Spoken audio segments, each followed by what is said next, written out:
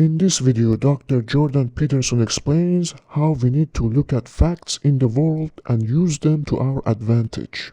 So Piaget said, the common postulate, that's assumption, of various traditional epistemologies, theories of valid knowledge, is that knowledge itself is a fact and not a process. And that if our various forms of knowledge are always incomplete and our various sciences still imperfect, that which is acquired is still acquired and can therefore be studied statically. Hence the absolute position of the problems, what is knowledge, or how are the various types of knowledge possible? Under the converging influence of a series of factors, we're tending more and more today to regard knowledge as a process more than a state. Any being or object that science's attempts to hold fast dissolves once again in the current of development. It is the last analysis of this development and of it alone that we have the right to state it is a fact. What we can and should then seek is the law of this process. Quotes, we are well aware, on the other hand, of the fine book by Kuhn on scientific revolutions. Now, there's an awful lot of information in that paragraph, so we'll unpack it a little bit before we go on. Now, one way of looking at science is that it's a collection of facts, right? That's what Piaget is stating to begin with, and that we assume that the facts that science has gathered are facts and static. But if you observe them across time, what you find is that scientific facts tend to shift and transform, because scientific theories that are applicable in one century, let's say, turn out to be less applicable in the next. Now, there's been a lot of argument and discussion about this, because the fact that facts change seems to indicate that they're not so self-evidently facts. And there are people, and perhaps Kuhn would be among them, who believe that science consisted of the juxtaposition of paradigms, so those are sets of axioms within which something operates, and the paradigms, he considered them often incommensurate. You couldn't move from one to another because the axioms were different. There was no necessary, what might you say? There was no necessary means of communication between them. But and Piaget knew of Thomas Kuhn's work. That's the Structure of Scientific Revolutions, which was published in 1962. It's a classic text in the philosophy of science. And what Piaget assumed was more like I would say more like a classic view of science, where, so for example, when Newton came up with Newtonian physics, there was a set of propositions upon which Newtonian physics was based. And then when Einstein transformed those propositions, what happened was that Newtonian physics became a subset of Einsteinian physics. And so the way that Piaget looked at the development of factual ideas, at least in part, was that you'd come up with a set of ideas that were facts, and then that would be superseded by a different theory within which that original theory would be nested. And so that what happens that each theory, in some sense, although it transforms, it becomes more complete as scientific progression continues. Now, Kuhn didn't precisely believe that, although exactly what Kuhn meant by a paradigm shift, because Kuhn originated that term, isn't clear, but he didn't seem to actually believe that science had this capacity to present a series of facts and then alter the underlying presuppositions and then to nest that within a broader series of facts, like you would assume if you were thinking about the relationship between Newton and Einstein. So Newtonian physics is a subset of Einsteinian physics.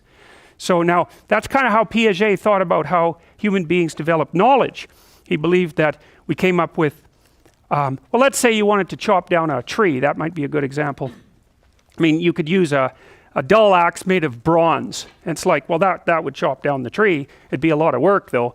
And then maybe you replace that with a sharp steel axe that's designed like a wedge so that you can really hack down a tree with it. Or maybe you replace it with a saw. And so it's not like the bronze axe could chop down the tree, but the steel axe can do a better job, and the saw can do even a better job. And so the way that Piaget thought about the transformation of human knowledge structures from infancy onward, essentially, was that infants would produce a representation of the world that was sort of low resolution, but quite tool-like. It would work in the world, but then as they progressed, the nature of those tools would become refined and sometimes transform completely. So sometimes you imagine that a child would use, in a sense, a low-resolution picture of something, and then they would increase its resolution as they filled in the details. That would be assimilation. That's the Piagetian notion of assimilation. You're using the same basic theory, but filling in the details. And then now and then, you'd have to switch to another picture entirely, and that would be more like accommodation. That's where you'd have to transform your internal structures completely in order to properly represent and act within the world. And so that's the basic difference between accommodation and assimilation. So assimilation is like micro alterations, and accommodation is transformation of the knowledge structure itself.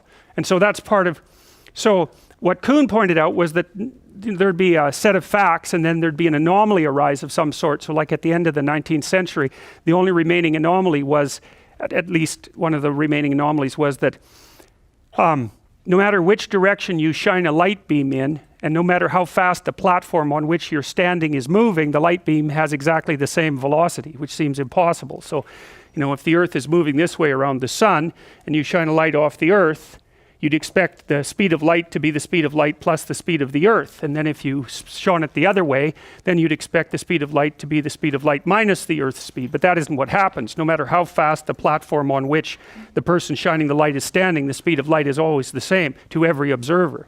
So, and people kind of thought of that as, that wasn't the only anomaly, but that was one of them, thought of that as the only anomaly left in physics at the end of the 19th century, and turned out that was a bad one. There were some other ones as well, like the fact that light tends to behave as a wave and a particle more or less at the same time, which doesn't seem possible. So there's a couple of things left over in Newtonian physics that the Newtonian physics couldn't explain, but by the end of the 19th century, there were famous scientists saying, yeah, well, we got this all wrapped up. There's really nothing left to discover.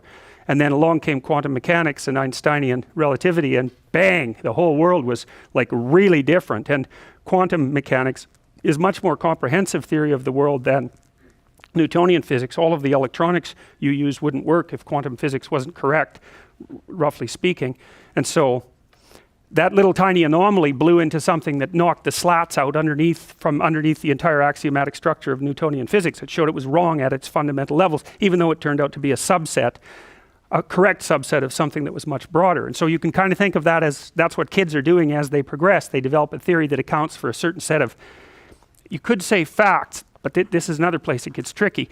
And then they modify those and make them more and more refined, but now and then they have to undergo quite a transformation. And that'd be a stage transition in Piagetian thought. That's the stage transition idea. And that would be akin in some sense to a Kuhnian scientific revolution. Now, what Piaget is trying to state here is that because there's this weird problem with facts, which is that they tend to transform across time. You know, like if you go take a biology course right now, in 20 years, pretty much everything you learned, or very much of what you learned, will turn out to have been wrong. And that's kind of weird because it isn't wrong right now. And you think, well, how can it be wrong in 20 years? And that's a really complicated problem. And in order to solve that, you kind of have to think about facts like tools instead of them as thinking about them as objective independent realities, because a bad tool can still work as a tool, whereas a bad fact just kills you stone dead.